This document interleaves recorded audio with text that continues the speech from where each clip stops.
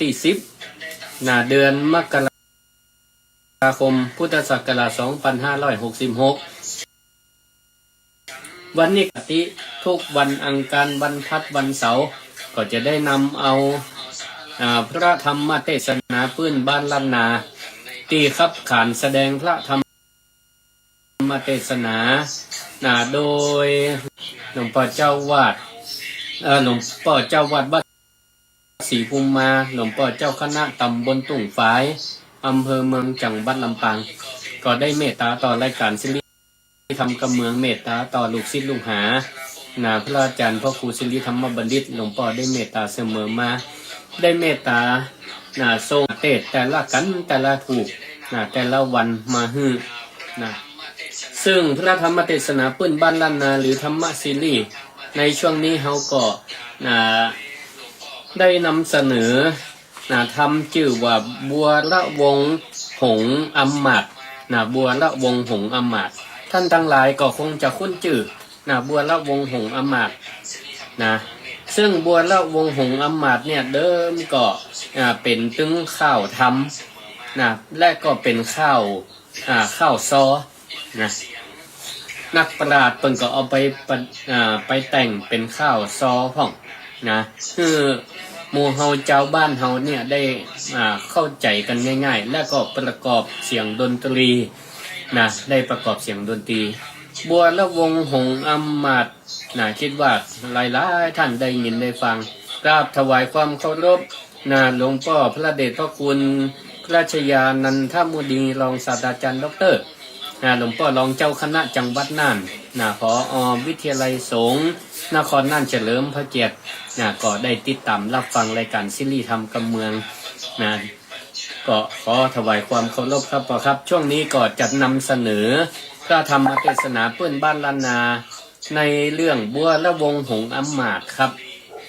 ก็ได้เตียวทำมาจนถึงภูที่2ภูที่2อันข้าวนี้มันก็ขออนุญาตแนะนำว่าข้าวนี่ศรัทธาญาติโยมทั้งหลายข้าวนี่ก็เป็นการเรียบเรียงเพื่อให้เกิดความคล้องจองกันสัมพัทธ์สัมพัทธ์อักษรสัมพัทธ์วรรณยุกต์สัมพัทธ์สระ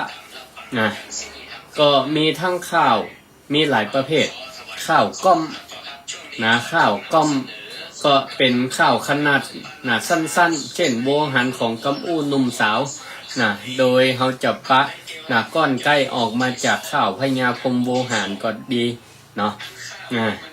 แล้วก็มีข้าวเป็นห้องว่าข้าวใจเป็นข้าวเกี่ยวกับการเล่นเพลงยาวของคนหนุ่มสาวเป็นจะจีบกันเนี่ยเป็นห้องว่าข้าวใจแล้วก็ข้าวห่ำนี่ก็เป็นข้าวที่แต่งขึ้นมาเพื่อบรรยายเหตุการณ์หรือชีวประวัติบุคคลหรืองานฉลองต่างๆงานสัลลกภัตงานบุญงานฉลองโบสถ์วิหารศาลาสมัยก่อนบรรดาสมปอยนี่ก็มีนักปราชญ์อยู่ท่านหนึ่งป.อาจารย์นันปันกาวิวงศ์และก็ต่างบ้านต่างจองหลายผู้หลายท่านป.อาจารย์ที่เปิ้นเป็นน้อยนั้นเก่าเนาะเปิ้นก็มีความเชี่ยวชาญด้านข้าวห่ำเปิ้นก็แต่งกันขึ้นมาก็มีความไพเราะยิ่งศรัทธาไม่ยิ่งนี่ได้มาอ่านข้าวห่ำนี่โอ้ม่วนเสียงวอนใหญ่และก็ข้าวซอข้าวซอนี่ก็เป็นข้าวที่เป็นเรื่องเป็นการนำนิทานจักวงมานำเสนอในรูปแบบของข้าวซอมีทำนองประกอบมีดนตรีประกอบอันนี้เป็นห้องว่าข้าวซอหลายเรื่องและก็ข้าวทำข้าวทำบรรดาข้าวทั้งหมดเนี่ยเกิดมาจากข้าวทำเป็นอันดับแรกเนาะเพราะน้อยนานเก่าเนี่ยเปิ้นก็เคยเป็นพระสงฆ์องค์เนนเป็นพระภิกษุสามเณรเคยเข้ามาบวชในพระพุทธศาสนาเปิ้นก็ได้อ่านข้าวธรรมก็คือเตะธรรมแบบตึกปื้นบ้านล้านนาที่เฮาฟังหลวงพ่อพระครูอุดมศิริทัศน์หรือหลวงพ่อพระครูหลายๆรูปได้เตะธรรมเป็นทำนองเนี่ยเป็นห้องว่าข้าวธรรมเป็นบทร้อยแก้วบทร้อยแก้วแล้วก็มีคำสัมผัสก็ฟังแล้วก็มีความไพเราะสนอหูถ้าเป็นตั้งภาคกลางเป็นห้องว่าร่ายเนาะเป็นร่าย อย่างนี้เป็นต้นอันเนี้ยบัวละวงบัวละวงหงส์อำมาตย์เนี่ยก็มีตึงข้าวซอนและก็ข้าวทำนะสถาทะเลปกห้องเรียกร้องว่าใครฟังอะไรอย่างทำอะไรอย่างก็ไปซ้อเหมือนกันนะมันบ่มีนะมันบ่มีหงหินสถาอีป่อยแม่ตั้งหลายโทรมาขอหงหินเน้อนะก็พยายามไปซ้อทำมันก็เป็นอะไรอย่างก็มันเป็นข้าวซอนะก็มีอยู่นะแต่ทำนี่ก็พยายามซ้อยังบ่ได้เตื้อหลวงพ่อกันเลยว่าอันเอาเรื่องบัวละวงหงส์อำมาตย์ไปก่อนเนอะบัวละวงหงส์อำมาตย์ไปก่อนเนื่องจากว่าเนื้อหาธรรมก็มีอยู่ยาวพอสมควรเอาละเพื่อบ่ให้เป็นการเสียเวลาขอเชิญสถานได้ฟังธรรมเนอะนะหงบัวละวงหงส์อำมาตย์ในผูกที่2เนอะ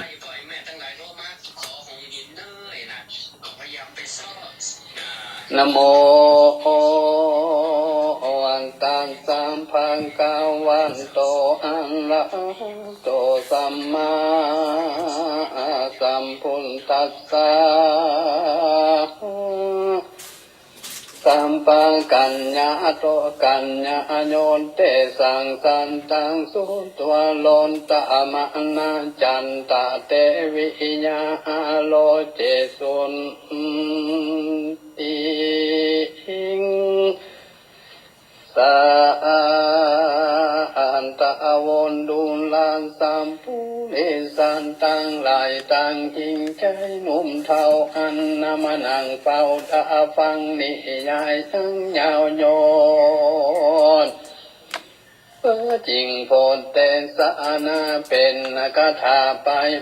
นามว่าสัมปากัญญาโยดังนี้เป็นต้นพิกคำเวทุลามพิงคุตั้งหลายอันเป็นสายอันลิยะเจ้า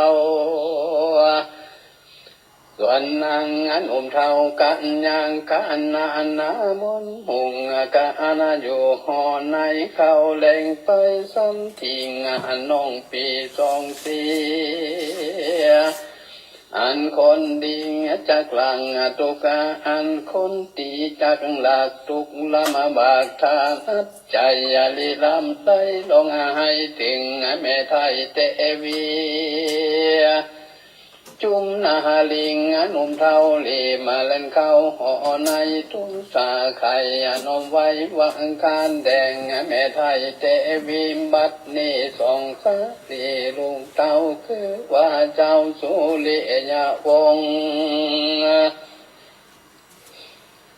กำบัวละวงหงมาดอันพวกหาวหาดอาธรรมมัดจุงจำจ้องกองออกไปจากห้องเพียงคำเพื่อจากนำไปขาความน่าเป็นพิงก็แม่เตพิยานจาลิบแหล่งกว่าตัวไปเด็ดเมื่อนั้นอังเจียงจันตาเตวีฟังปาฏิไข่กาวอ้อนพางเผาปันไฟมิงหัวใจดังจังแตกร้อนอะไรแหลกเครื่องคิงแม่เตปีบอจาลิบแล่นกว่าตัวไปอันตันใส่ลังลุงทุกยิ่งทุงเลือลายปันไฟไปหลอนก็กอดพุทธังแล้วก็จะทำเราว่าส่องลูกเต้าคำใดกะตำตัวใหญ่ผิดอาจจะไทยอันใดเจ้าหัวใจพอเต้าจริงคือตันเต้ามาฟังจุงใส่ปันบอกแม่หูแน่ตามลาย2 องค์ใจพี่น้องทุกพวกต้องเหลือใจน้ำตาไหลบอกกันก็ใครถอยวาดว่าติงบอกเตพี่แม่เจ้าตั้งแต่เก่าสุดไปว่าความผิดหลายน้อยใหญ่พอบ่ได้หันมีย่อนเตพี่แม่น้อยเกิดนั่ง ถอยกะไว้เก็บกรรมไปสนส่องว่าส่องคาน้อยอนอละวีกรรมกับมีแปลงใส่กรรมบ่มีแปลงใส่ยังตัวละใหญ่เดือลายลุงจังตายความนาด้วยตันขาแต่งฟันพอจอมควันแม่เจ้ายุ่งเตียงเต้าส่วนสาดิงอย่าได้มีโศกไม่หักษาตนไว้ตามธรรมมาปาปะกรรมตัวถอยอันลูกน้อยกะตำมาของบรรดาแม่ไทยคดวางไว้ปงปันตันจักฟันละภาษาความนาวำวายลูกเตียงตายพักแม่บันนี้แต่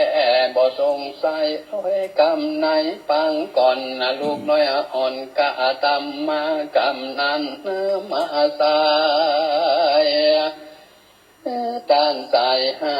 ถึงต้นเปิงจะมีจะและนาแม่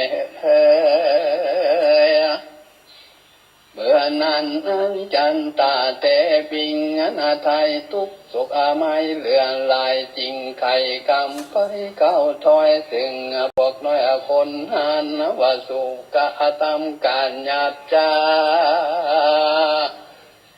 จังลำขาดจักลานสังส่งใจสังบ่หมายเล็งพอยังเจ้าน้องทรงองค์มาประจำจงตัวง่ายบ่เล็งฝ่ายตนกู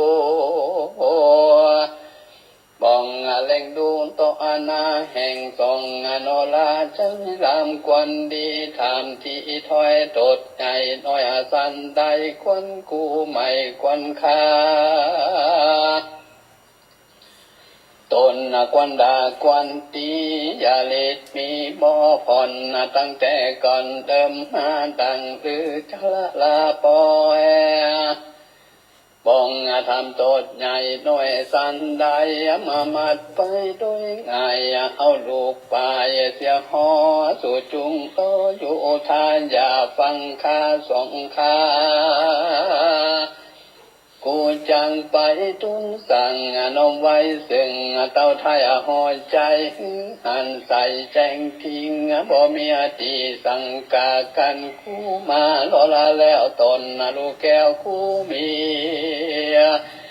สมควันดีลามสร้างสู่จุงคาตามใจกันใครก้าวแล้วก็เลียนการแก้วขึ้นหลังไปไว้ยังตันเต้าตนพับดาวจำปังว่าการแดงมหาราชเจ้าตนเป็นปิงเก้าหัวควันดังเลือเต้าปั่นฟังปล่อยคือพวกน้อยคนหันนั้นส่องกุมารพี่น้องออกจากห้องเพียงใจเพื่อนำไปลาบสาความนามังลานานส่องโสภานาราไทยมีตดใหญ่สันได้ตนหัวใจเจ้าปิงบอกคือราตีตามธรรมเต้าฟังคำสนส่องบอกคือราต่อเงาเงาสังบ่สาวเอากว้างฟังลิดมังปะเพนีของฝากผู้มีเป็นเจ้าเห็นตูลุงเต้าสองข้างขอคุณภายผลคือผลตดต่างตายสองบุญภายนั้นเล่าแม่นเป็นเจ้าเจ้าจะวงเกินเตรียมองค์เจ้าฟ้าของคือละกว่าขึ้นหลังเมื่อน้องยังหนุ่มเนาคงดังเก้าเป็นสาว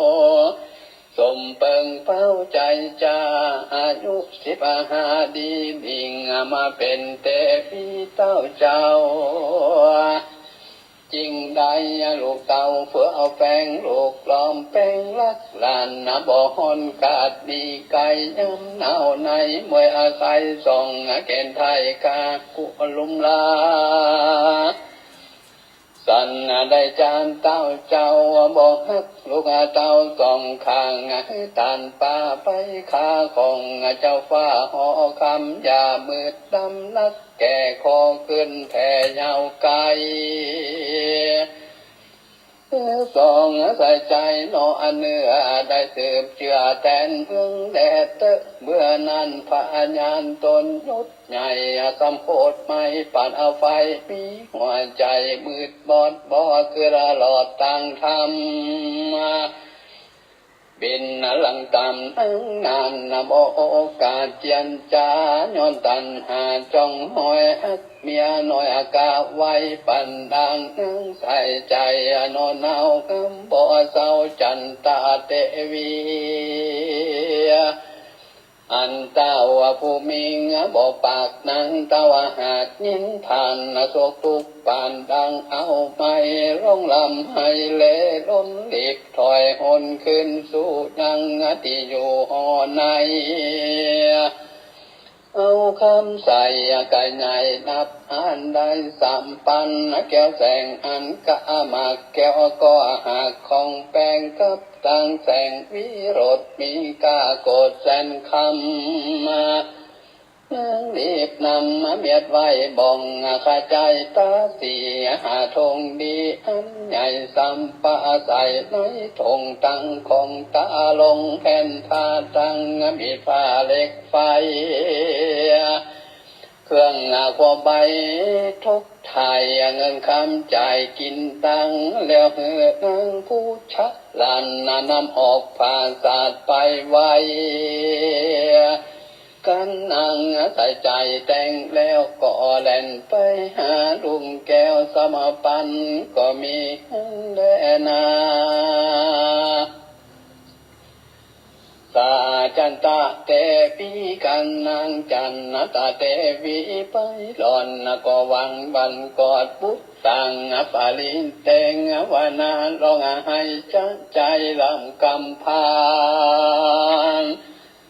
ปางการส่ององค์การความอนาเมงจะฆ่าตนตายตามสองใจลูกน้อยย้อนทุกโศกหอยตกทมได้ขี่คมคำเจ้าตนลูกเต้าตั้งสองได้ถึงกองได้ถึงกองตุกหญิงตุกขอนาขิงเรือนลายเตียงได้ตายความนา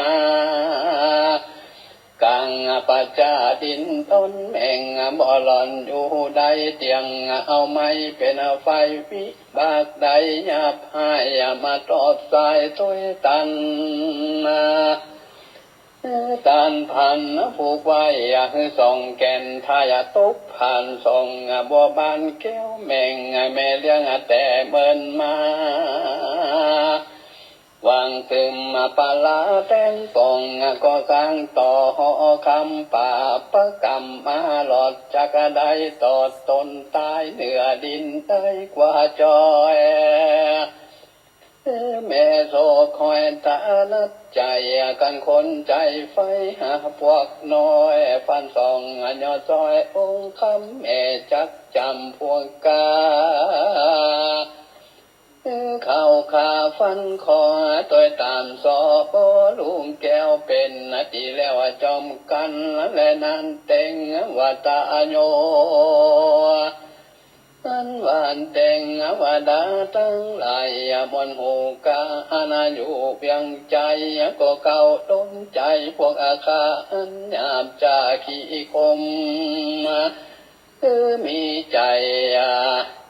โยมอ่อนน้อยจูผู้ความคุณนาทั้งสองขานอนน้อยมักไข่ปล่อยวังปันบอกไข่ฟันไข่ข้าไข่หือพักนาดีไปส่วนนางใส่ใจแม่เจ้ากำบ่เศร้าจันตาเตวีตั้งสันติตีหือมันอดยนกันทรงกาเรียก่อยจากเก่าถอยถึงพวกน้อยคนหางว่าส่องกุมันนี้สนบ่มีหาตดถึงตายทนนางมีพานองทั้งผีพายสนส่องเต้าตนป่อฟังเบาตูเอามาคาสูงอย่าจ่าเดียวปันจุงปังกันแก่ปล่อยยังสองลูกน้อยตนกูสองบุญจูนอลาได้ฟังนาดีไป อันว่าคำใจ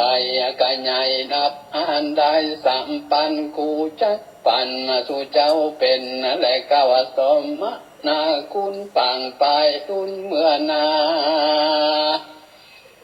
กันส่องอนอลาปุ่นมิงบ่ดับอินสีมวยมั่งไทยเป็นเจ้าจังหอคำรางวันนำลายแหลงกูจะกาแฟปันสู่จะแลนาเสริมแปลงคางต้องกลางส่วนคนหันพวกน้อยได้อินถ้อยว่าทิ้งแห่งเทวียุทธใหญ่เข้าใจไฟจมบ้านก็ไฟส่องกูมันพี่น้องจังบงกองจูอันแล้วเอาคำสามปันกะใหญ่จัดแบ่งควายปันกันเต้วภายพันขึ้นสู่ยังที่อยู่หอคำย่อตามใจเก่าไว้เจ้าเจ้าผู้บันว่าส่องกูมันใจบาปอันเต้าคานาบตับห่วงบัดนี้ตัวผู้คาได้ลานสาแต่งฟันตัดก็มันเมียนแล้วจริงข้าแก้วขึ้นมังบัดนี้แลนนานตั้งสุตัวส่วนนางกะไว้ใจถอยได้ยินพวกน้อยตุนสานางปาลาใจจืนปิเตียตื่นยินดี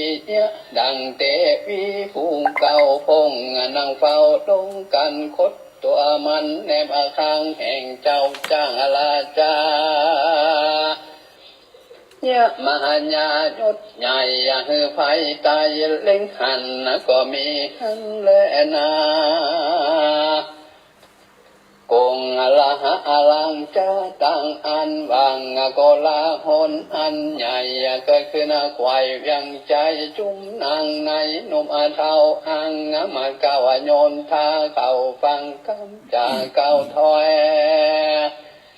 แห่งพวกน้อยคนหันว่าการส่องกุมันโนอาเนาตามเต้าเจ้าปงปันเขาเพื่อกันลงให้สนานาควายเวียงใจพ้องก็ไข่ตั้งเก่าว่าตันเต้าปลาหาพระยังบ่ได้เอาลูกนอไทยไปฟันตนบ่หันแจ้งทีบ่แม่นตีตามธรรมเต่าฟังกำสอถอยแห่งนางถอยกะไว้คงเวียงใจใหญ่กว้างเตียงจะข้างชิดหายวอดบำไว้ไปนาย้อนคือข้าลูกตั้งสองอันจบกองใจเป็ดยอมเวียเสร็จเสงสาปอฟ้าภูมิใบบ่งหอนใดจะทำบ่งามสังกัดคือตันหลักทรงใจไปข้าตายความนาในปัจจาแดนไกลเจ้าห่อใจใจยามบ่สัวภาพกองตำกองเมืองจังมองมนเศร้าเห็นเต็งว่าดานเจ้าบ่เห็นกันเมืองเตียงปันพินานย้อนผัวบาดนาเจ้าปาลาน้อยใหญ่จังจะกะลำให้ตั้งเมืองบ่อยากจะและนาแต่งกูมาลังส่วนสองกูมันพี่น้องปนบงกองคนหันมีใจบานแก้มโศกวิบปาโยกเครื่องขี้ก็อันจูดีอันพิอาวาดแต่ปะบาดมารดาของสุมังแม่ไทยวางกรรมน้อยใหญ่ได้อันใส่ใจลูกเต้าไปหูเก้ากองดีได้เบี้ยนขีพระมันยังจอมลาดมารดาแต่สองขาอ่อนน้อยไปหูที่ถอยกำคนจนถึงลงเต้าขึ้นใหญ่ตีข้างปอฟ้าโคตรใหญ่อัจญาใส่ตันตกรรม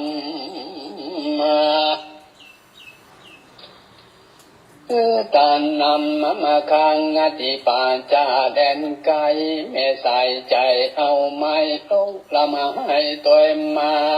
บุตตาน้อยนานได้ก้อยอากาศตั้งตายยังเป็นบาปลายแต่เราจนลุงเต้าเป็นแดนลูกบ่ได้ได้แต่นคุณแม่งเลี้ยงแต่เดิมอ่อนจักได้จอนเจียนจากเพื่อลำพังเสียกายขอใจใจแม่ไทยอดงดไว้วางตำอย่าเป็นกรรมบาปให้ตัวตอบสายต่อจนยังส่งคนพี่น้องได้ทุกโศกต้องไปลุ้นของตนบุญเจ้าแม่งจุงอยู่แก่หัวใจก้อยโอละใจเยินกันอย่างคือดันกะนิ่งไหลกันส่งใจน้อยอ่อนนาบุญก่อนยังมีบุญบ่นีละภาคบุญนั้นหากตัวตันยังได้ห้ามพันปีกปอกไว้หน้าอ่องคืนมาของบรรดาแม่เจ้าอยู่เตียงเต้าสวดสาดีอย่าเครื่องขิงเจนกว่าอดอยู่ทาโลลาเป็นธรรมะดาแห่งโลกสุงตุงโศกสุนกันยอมแพ้ฟันความเงียงบ่มันเตียงเวทวนเกิดเป็นคนโลงไตยามมา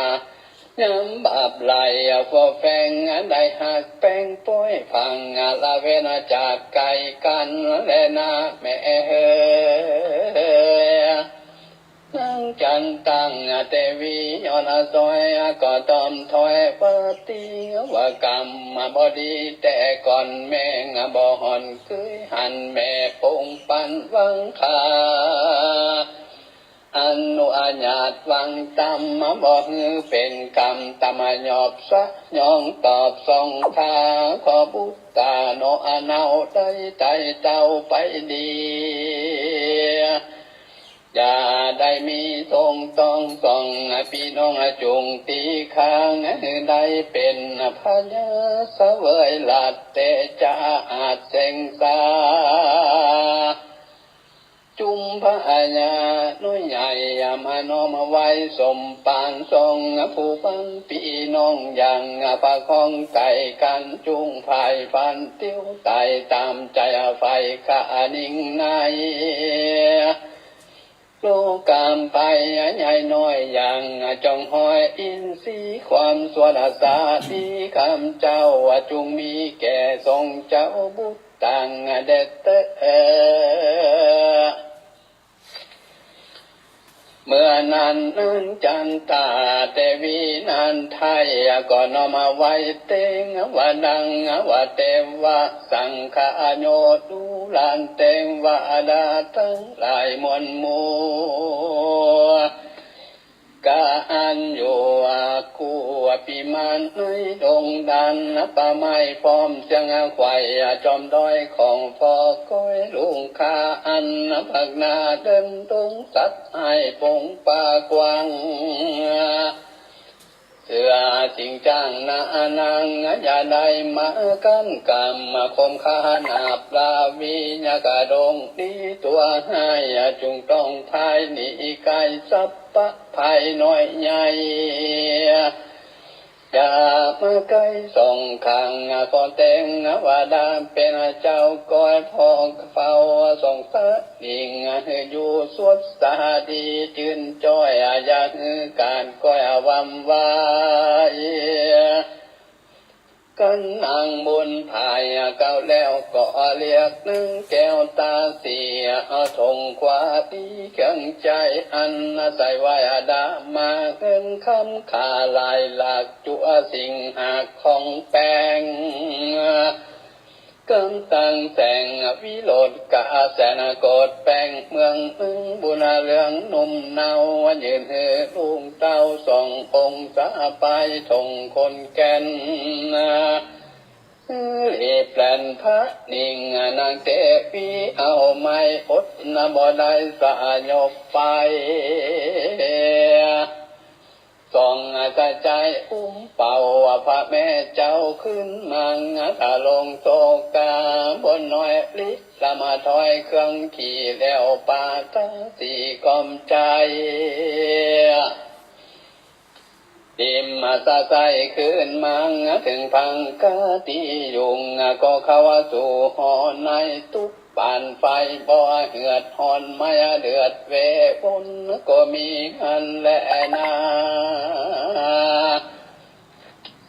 มาทางประกาศเซนโตสัทธังอาหารสัมปันยุตนยอดซอยหันบาทอยบาลีพุทธลังมีไปแจงพระจริงแสงเตสนา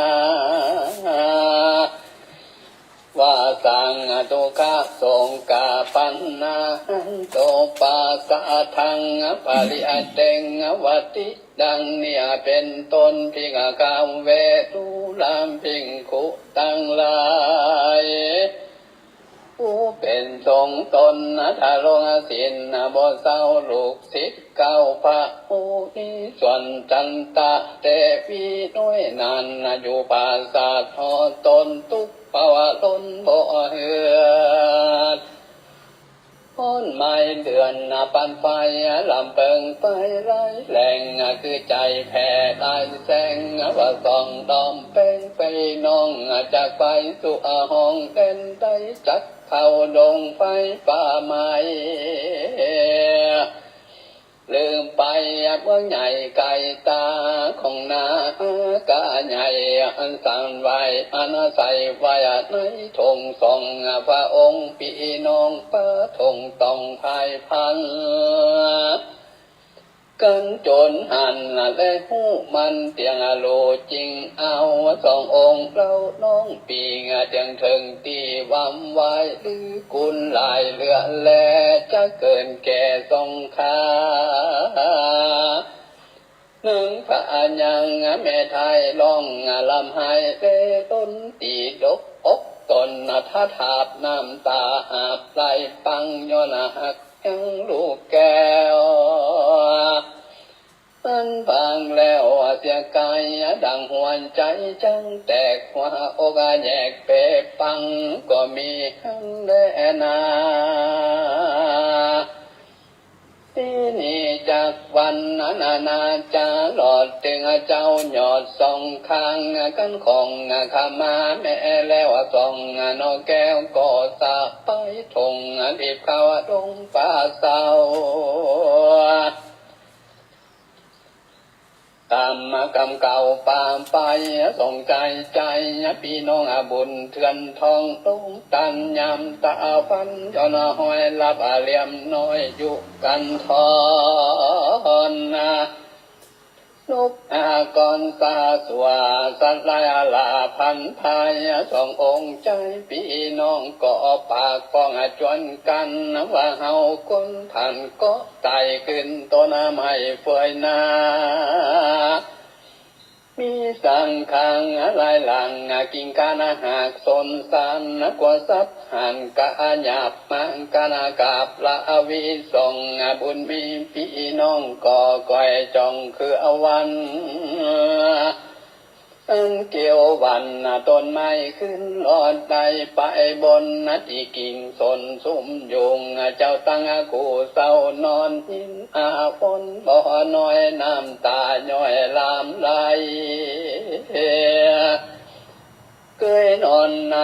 ปราสาทพระปูลาดพื้นดีนอนสาลีอันอ่อนตั้งแต่ก่อนอ่อนมาปราบทั้งจาขึ้นคอมมาสยองตอบตนโจรตัวจนสองคนพี่น้องมาตกต้องดงหน้าต้นเหนือสาขากะไม่เจ็บปวดควายอินทรีสัตว์ลายมีลายแหล่งคือทอดแต่ปุ่นกว่าพอมืดหัวจุติงบ่แจ้งที่หันหนตั้งสองคนพี่น้องก่อยตอบทองจอมกันอก เป็นควันผู้ใหม่เด็กข้างไข่มาจิมายามส่ององค์พระอ่อนน้อยจริงได้หมอยหลับไปก็มีและนากันขึ้นนานแจ้งลงแสงฟ้าปุ่งเรื่องงามส่องใจลำพี่น้องก็ลงจากห้องสาขังแล้วไกลก็จากขันก่อยบุญดันเที่ยวไปถึงวังใสตาน้ำส่องเจ้าพรามหินดีองคัดเสียสวยนางส่องกำผ้าใส่ใจดวดดังไฟต้มเขาอันแม่เจ้าหักดามปันนั้นยำส่องจอมควันพี่น้องปนบงกองวันวานเจ้าแม่ดาจุสิ่งของกินยิงลำวานตึงเข้าสันเต็มใจ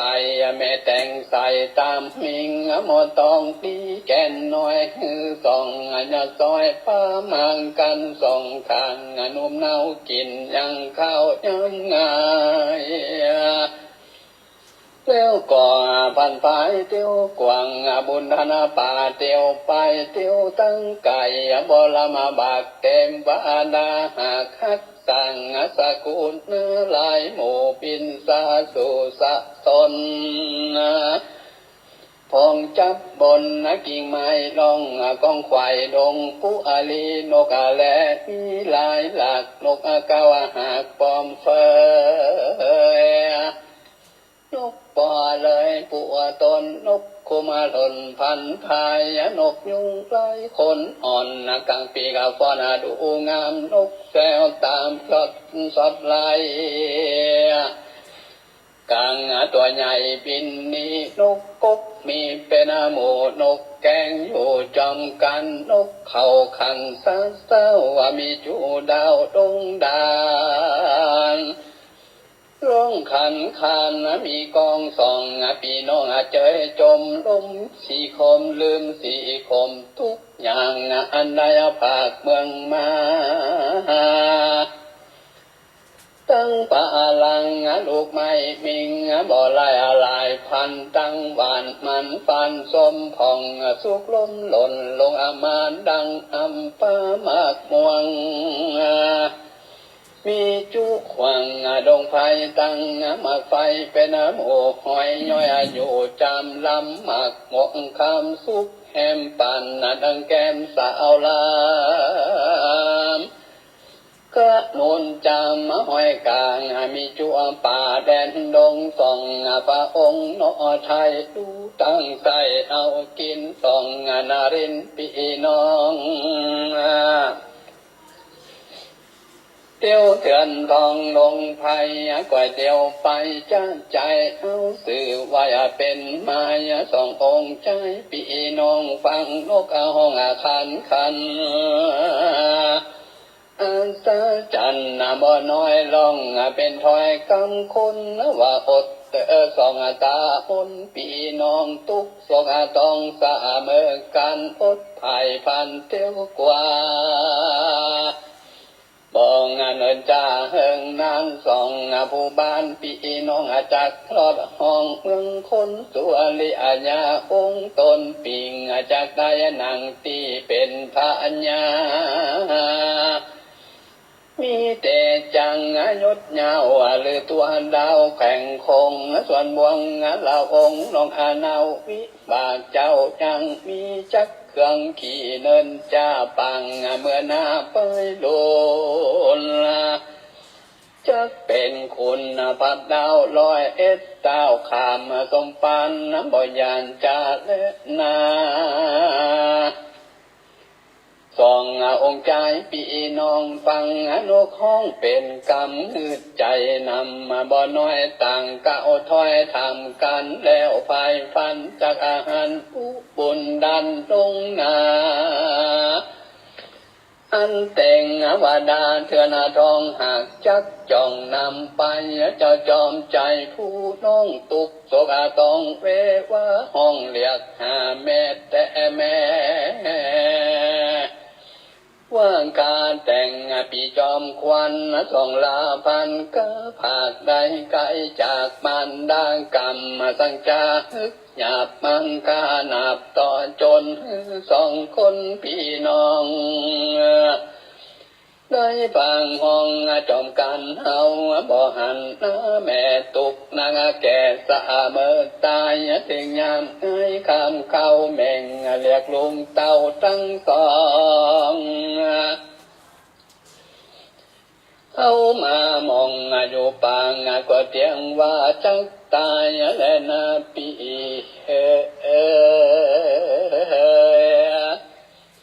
เมื่อนั้นสุริยาองค์ปีเจ้าก็ลมเล่าว่ากำดิ่งว่าดูลาสายปูดีน้องปิงจุงฟังที่จำเอากันส่องเราพี่น้องไปหลอดห้องเมืองคนจักกาตามตนบ่จ้าเป็นบ่กาแดนไกลก้อยเที่ยวไปใจเต้าถึงที่เก่าเมืองเฮา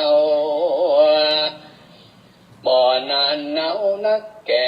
จังได้หันแม่ที่ดิ่งก้อยอดแข่งขี่ทุกหยาดตามเบียบากส่องลาได้มาเที่ยวป่าเอาก่อยลาเที่ยวไปกันจางไข่เก่าแล้วก็ป่าน้องแก้วบุญมีรักดงที่ป่าไม้ตะวันไกลลงแป้งส่องจอมแป้งนอเนาก็ขึ้นสู่เก่าทุกขามีไฟนางกิ่งไฟเป็นที่ไฟเศร้านอนก็มีอันเล่นนากันคืนนั้นนาแจ้งลุงสายฟ้าปุ่งเรื่องน้ำส่องใจลำนมาเนาลงจางกาวลุกขาแล้วไก่ก็จากหันก่อยบุญดันลงตันอดไผ่พันเที่ยวสอนได้จากหลอดเมืองคนอันมีหนไปนามีชื่อว่าปัญจลนากรกำเดิมอ่อนปังก่อนมาไล่ตอนต่อจนจะคือสองคนพี่น้องได้ฝากของเสียกันคุณสวรรค์เจ้าฟ้าเอ็งพ่อนามปันตะวีอันสองบุญมีพี่น้องเตียวอยู่ห้องตรงหน้าจากใดกาละภาคนีลาจากเสียกันย้อนวิบากตันถูกต้องบ่มีจงจักดีเหตุวิบากมีแรงใหญ่นี่บ่ได้ไปใดสุดวิสัยแห่งเต้าตนพามดาวเมืองบนจังตัดผลวิบางบ่เหือภาคเสียงกันคุณสาวันบุญใหญ่หูแจ้งไข่ตามกรรมจริงปาวิสุทธิ์กรรมตนองค์อาจังภาษานไปบนลุงไพสนนาติไกอันทรงโนอาทายเตียวไปแล้วเร็วไว้บ่จางกรรมมาเป็นนาตันตาเป็นกูตังไก่ปังจับอยู่ขาสาคาหุ่นอินเตอร์นั้นใส่แดงละเมลาเป็นไก่ตัวแดงจับกิ่งแฝงหัวเปยไม้ส่วนเต็งว่าบุราใหญ่วิสุกรรมเป็นไก่ตัวดำจับอยู่เรียงเป็นกูจอมกันสองจอมฟันจอมเจ้าฟันไปหลอดสองตาสอดเล็งหันไก่ขันไก่ก็ขันดูหลากฟังแต่หากเป็นคำทรงองค์คำปีน้องสันตาสองเล็งแดงไก่ตัวแดงขันก่อนว่าคนเตี้ยวบ่อนดงตันหรือไผ่พันตันปังได้กินจินาคารตัวแดงเป็นบุญแห่งน้องนาวจากใดเป็นเต้าหอจันกันว่าขันเสียงขันก็ก้อยอากาศลงมาละนามวยมอด ทรงเจ้าตอนทหารไก่ตาดำไก่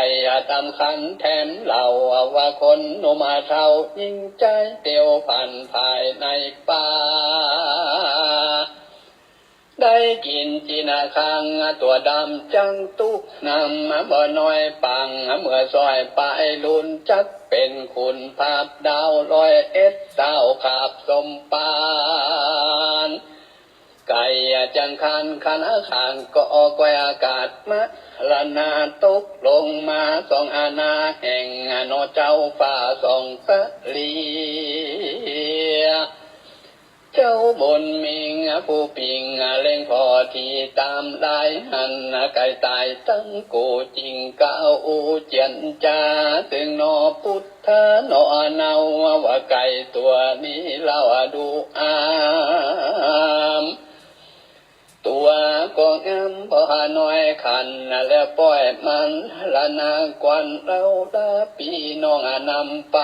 สู่ห้องวังใส่จัดสุมาไฟแล้วต้มสุกลมเอากินส่องนารินปีน้องอูตัดจ่องกำกันก็เลี้ยวปั้นเอาไก่ไปตีไก่วังทาน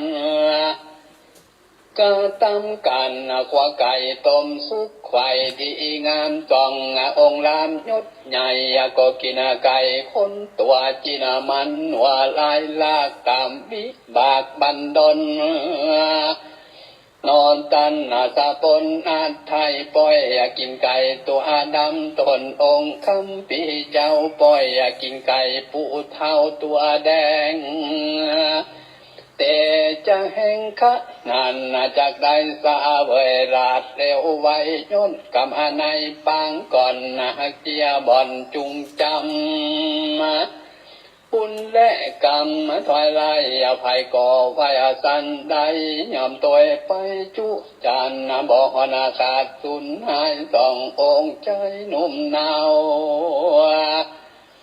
โอรสเจ้าว่าผู้มินกันว่ากินไก่แล้วกองกะแก้วเตียวไปเรียบฟังใส่บ่จะเอาต่างนาเป็นไม้ก็มีวันนั้นนาแลนาเน้นที่ตั้งขียาสั่งวันนั้นนาวิเศษจะหงเหตุบวนละวงหงอามาดผูกอาทวนส่องเจ้าป้องกันกว่าปนป่าดงดานจักถึงสานทานแห่งห้องคงเขตต้องเมืองใดก่อยฟังไปแถมแทงจักหูแจงไปลุนนั่นแหละนานิสิต่างก็บางกุมสมาเล็ดสังละเด็ดแล้วเต่านี้ก่อนแล้วสาธุสาธุสาธุพระธรรมเทศนาปืนบรรณาเรื่องบัวละวงหงอำมาตย์ผูกที่2จบไปแล้วเนาะแสดงพระธรรมเทศนาโดยหลวงพ่อพระครูอุดมศิริทัตน์หลวงพ่อเจ้าคณะตำบลทุ่งฝ่ายครูบาอาจารย์ของอาตมาภาพเองนะโอ้หลวงพ่อเมตตาตึงเตศทำให้ฟังให้ศรัทธาได้ฟังและนอกจากนั้นหลวงพ่อก็ยังเมตตาว่าขอร่วมเป็นเจ้าภาพถวาย